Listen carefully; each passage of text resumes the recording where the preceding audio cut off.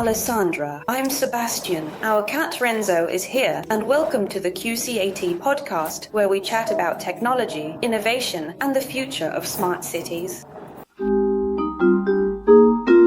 Renzo is a top blockchain and macroeconomics analyst known for his emphasis on technological quality and his interest in emerging trends like artificial intelligence, ZPIN, RWA, modularity, and privacy in the blockchain space. He's also spoken at various events in the Spanish-speaking crypto ecosystem, actively contributing to the development and sharing of knowledge within the community.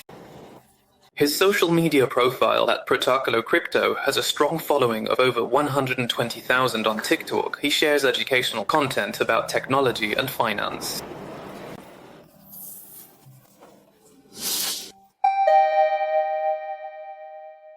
In this sixth episode with Renzo, or at Protocolo Crypto, we're going to discuss a really interesting topic: financial education in cryptocurrency, specifically focusing on investor psychology. We'll look at a few case studies, examples, and learning resources. Thanks for having me on the QCAT podcast. I'm really pleased to see more and more spaces like this, trying to explain everything about cryptocurrencies and blockchain technology in a much simpler way. And now, what better time to talk on investments and all the psychological biases involved, especially with the start of the bull market we have in 2025. We wanted to ask you questions on what you just mentioned: FOMO, fear of missing out, and FUD, fear, uncertainty, and doubt. Thoughts? What can you tell us? FOMO and FUD are psychological traps. To put it simply, FOMO is when you're scared of missing out on a price rise. For instance, you see the price jump from $10 to $20, then to $30, and you start thinking that since it's going up, it'll keep going up steadily, and you don't want to miss that opportunity. FUD is the complete opposite. It's something going down. It went from $30 to $20, then to $10, and you believe it's going to go down forever, so you don't enter the market for fear it will continue to go down after you bought. You fear loss. Exactly. Now, there's a key psychological trick to counter this. One has to be aware, on a rational level, that no one in this world is going to buy at the absolute lowest point, and no one is going to sell at the highest point. It's just impossible. Not even the most successful investors who've been in the industry for many years, like the most famous one, Warren Buffett. We also have another one named Jim Simons, which sounds a bit like the Kiss vocalist, but he's got nothing to do with that. These are highly experienced, world-renowned individuals who have been investing for over 30 years, not just 10 or 20, and none of them have managed to sell at the peak or buy at the bottom. They've all gone through what's known as market volatility during that time. Going into a bit more detail, there is a key point to understand, and that is that everything in this world has a price tag. This mug may have cost $20, this chair $100, and we are willing to pay that much to obtain the service or product. When you step into the financial market, if you buy Bitcoin, the price tag for Bitcoin isn't $100,000, since you're not expecting to receive something physical. What you're really after in this case is profitability. So, what's the product of Bitcoin? Profitability, if that's what you're after. For some, it's freedom, but let's say it's profitability. Then what's the price tag to obtain that profitability? $100,000. No, the price tag is volatility. So you need to be psychologically prepared to pay with uncertainty, regrets, and fear. It sounds bad, but once you are aware of the ticket you have to pay to withstand the volatility every day, you will be able to achieve profitability, which is the final product. Well, it's interesting what you're saying about FOMO and FUD, because I reckon that in the psychology of the masses, a significant factor in decision-making, which can also reinforce that FOMO and FUD, is the choices made by key figures in the scene, certain crypto influencers or the biggest investors, where everyone's constantly keeping an eye on what they're selling, what they're buying, and when they're doing it. What can you tell us about that? Their very name says, influencers are called that because part of their activities is to influence other people. Now, when we take this to a topic in the financial world, you have to take it with a grain of salt. You as a user also have to know how to filter who to follow. You don't just grab the first or prettiest book. You read a summary. When you want to take a course or enroll in a degree, you need to check which university teaches it. This is the same thing. When a user wants to obtain summarized information, because that is why a person follows another, because they are facilitating the communication of information, then you have to see all their previous work, or at least that another person has recommended them to you. Because if you follow an influencer, a content creator, just because you find them striking, because you find them colorful, because they showed you something shocking, you have to understand that the media works like this. That's why the yellow press has existed for a long time. The more alarming and colorful something is, it's because they only want to get your attention. So yes, the responsibility is of the influencer, but it is not total. It is also partly the responsibility of the user to be able to carry out this research, because we understand that in the financial markets, stocks, cryptocurrencies, raw materials such as gold, silver, everything works on the issue of how you convince the masses at different scales. Let's remember today, unlike the 80s, anyone can buy in markets. Permits or stockbrokers were needed to invest. Now, via apps, you can do it. Buy Bitcoin, Ethereum.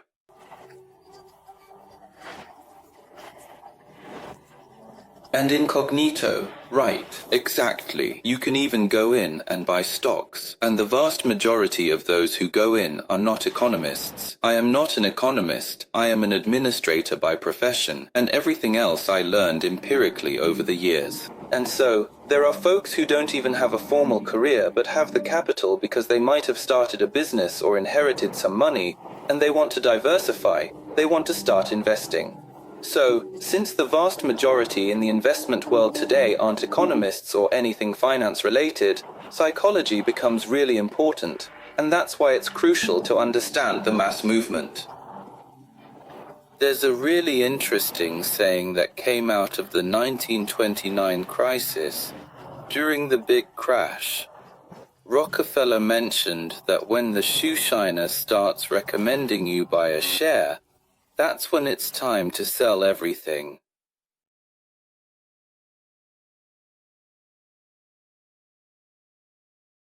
Because basically, when someone who knows nothing about investment starts talking to you about them, it means that this FOMO issue we've discussed has spread so far that the people who actually know what they're doing are already pulling out. They're already taking their profits. Because what one person gains in a financial market, another loses. The financial market is a zero-sum game. Not everyone wins. Money circulates. It's the only legal way in the world to take money from someone else without ending up in jail. Well, considering that people who invest today, as you say, do not necessarily have a career or a background linked to economics or finance, what would you recommend for new investors? What are your tips for new crypto investments to be able to better manage their emotions and think better about what they invest in, what they do not invest in, how they invest? There is a strategy that I think is the first one we should take when one just enters the world of cryptocurrencies, known by its acronym DCA, dollar cost averaging. Basically what it tells you is, if you have $1,000, do not go in with the $1,000 directly to buy, because you do not know if you are buying at the highest point, you do not know if you are buying at the lowest point, you do not know what the price will do tomorrow.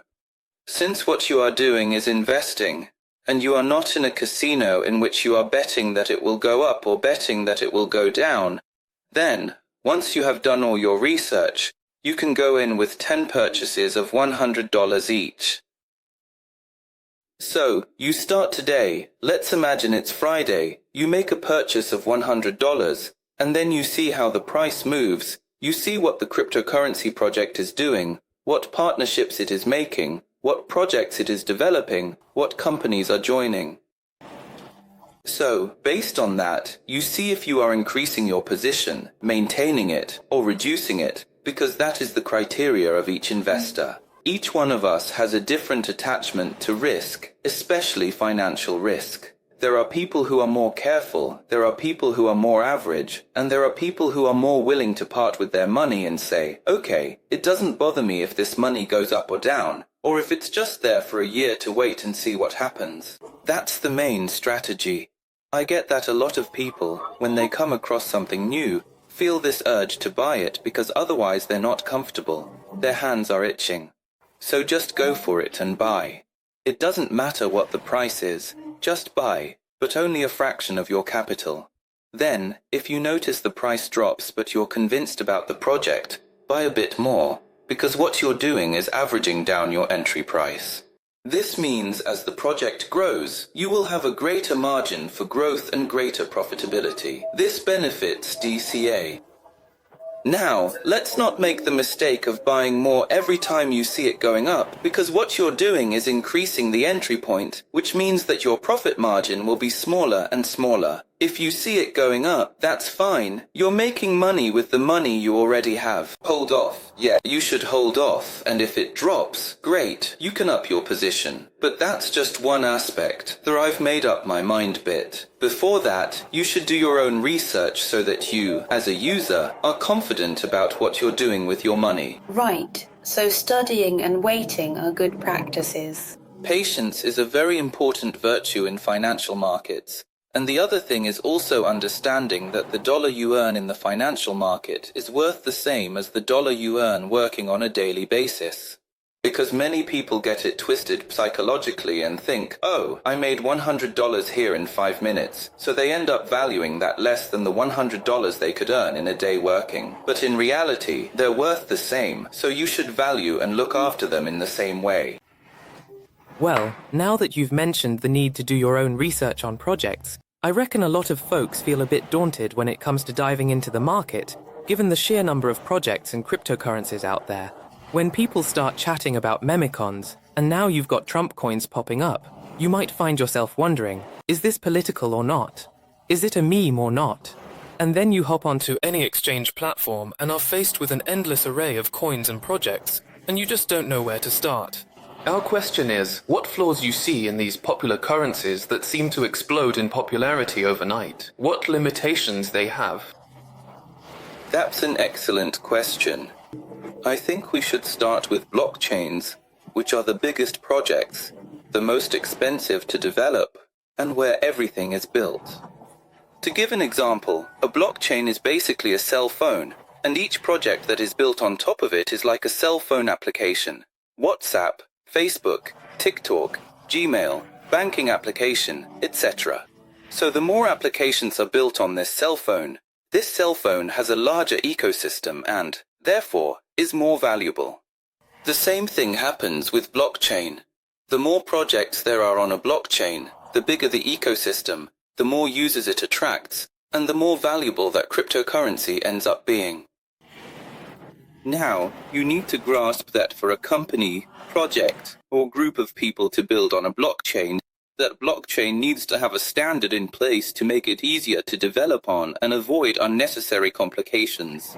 But let's not forget that there isn't just one blockchain in the world today. There are hundreds of them, so there needs to be an overarching standard, and that's something the industry is currently lacking. Take the Ethereum network, for instance, which is the most well-known after Bitcoin. Naturally, people flock there because it has the broadest standard. Once you build on Ethereum, you can also develop on its layer 2 and on other blockchains that have adopted the same development format.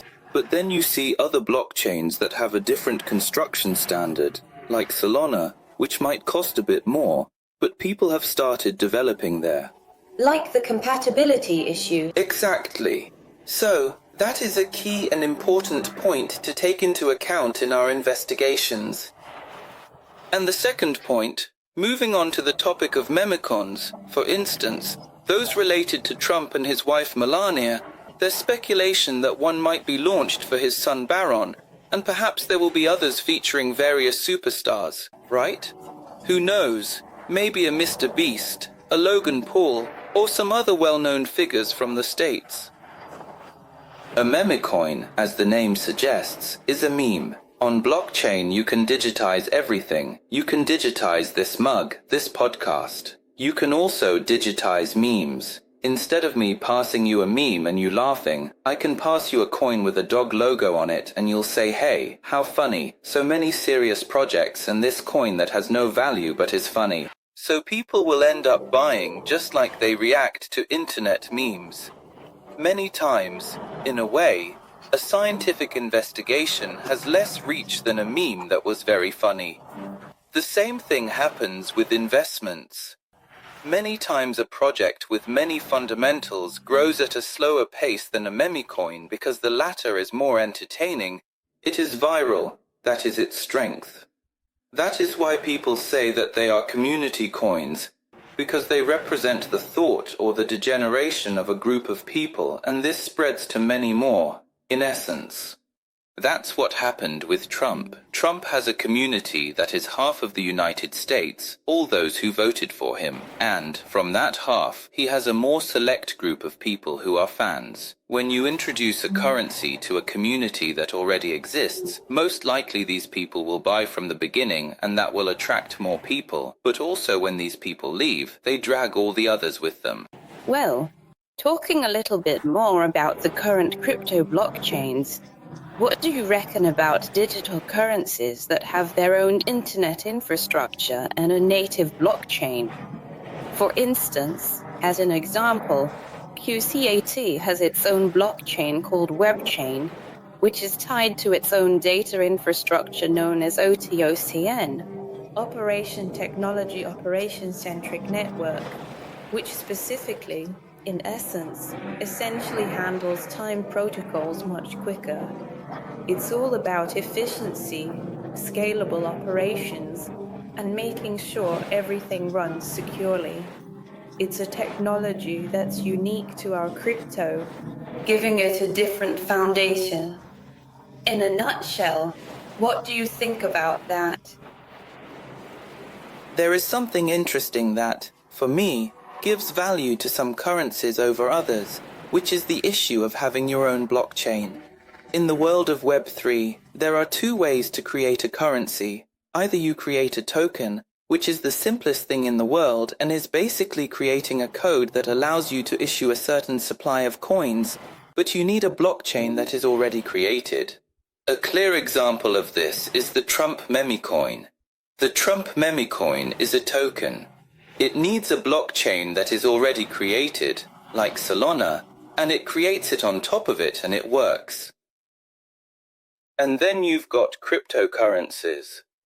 Cryptocurrencies are, essentially, the official currencies of a blockchain, or the original currencies.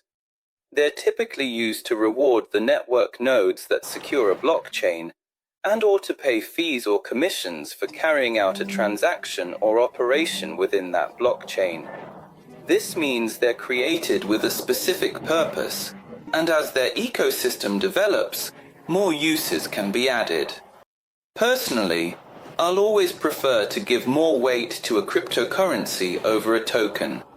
Right, QCAT is a crypto that makes transactions in nanoseconds, and there is no other coin that can do that, so that's definitely a big plus. Well, with everything you've shared about financial education and investor psychology, what lessons have you picked up throughout your career as an investor? Starting out, learning and informing yourself over the years, and then transitioning into an educator in this field, what have you learned? The key part, I think, is knowing how to take profits. Because it happens that these are volatile markets, like the stock market of technology companies at the beginning, and now the crypto market, which is better known as the Wild West because there weren't so many rules before and now it's being regulated a little more, but that doesn't mean it's still extremely volatile. And volatility brings vitality to the market because volatility is what allows you to make profits. In these volatile markets, you usually see that your capital can be 2x, 3x, 5x. There are people who are much luckier and are also active in the market, and it's 100x. But you've got to learn to take profits. Let that last dollar go to someone else. Don't be greedy. Don't expect to grab the very last dollar of profit. Because once you see your portfolio, your capital rising, and you decide to hold on at that moment, when you start to see it drop, remember that everything works in cycles. It doesn't mean that only your currency or your project is going down. The whole market could be on a downward trend. Coin is bad as it falls. Of course, then you have to understand at these points that when that happens and you have seen your portfolio so high and then you start to see it fall, well, psychologically it will affect you. You will have regrets, bad nights of sleep, a bad mood all of a sudden. To avoid all that and be at peace with yourself, learn to take profits. There is a quote from Warren Buffett that says, "I will not sacrifice a second of my sleep for $1 more of profitability." That means that when he sees that he has already reached a goal, he automatically sells and obtains liquidity and waits for a new opportunity. Most of the folks tuning into this podcast are probably in their 20s, 30s, or 40s. We've got at least another 10 years ahead of us. So why rush to achieve in a week, a month, or 6 months what you still have up to 10 years to accomplish? Be mindful when making your decisions, and you can lead a more peaceful life, psychologically speaking. Right. Very wise and very measured decisions. Well, thank you so much, Renzo, for being here and sharing all this incredibly valuable information with us. And well, we'll catch you in the next episode. Bye.